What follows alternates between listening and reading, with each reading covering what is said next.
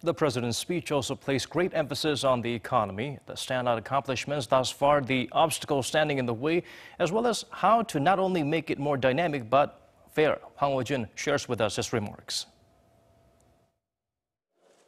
President Moon hinted that the government will play a bigger role to ensure the transformation of Korea into a more democratic and just society.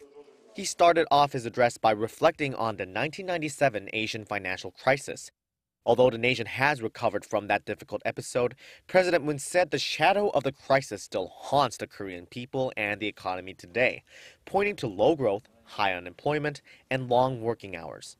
The president did give credit to the conglomerates, or chaebols, which he said have enabled the nation to achieve astonishing economic development that no other country has witnessed since the end of World War II. But with stagnating growth and the difficulties people face today, he called the chaebol-centered model outdated, saying the government needs to reassess how the nation's wealth is distributed and pave the way for his administration's people-centered economy. The president said it's more than just a slogan, reiterating the concept's three key pillars of income-driven growth, innovative growth, and fairness.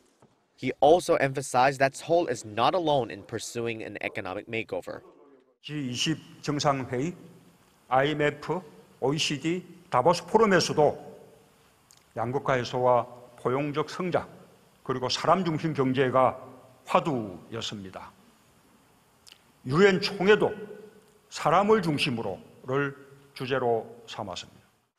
And the budget proposed by the government for next year will likely reflect those efforts.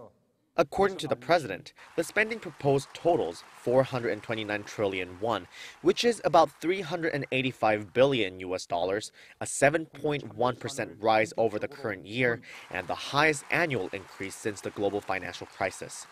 He said the budget was laid out after intensive restructuring of non-essential items and will mainly focus on creating more jobs, increasing household income, cultivating innovative growth, and improving public safety and security.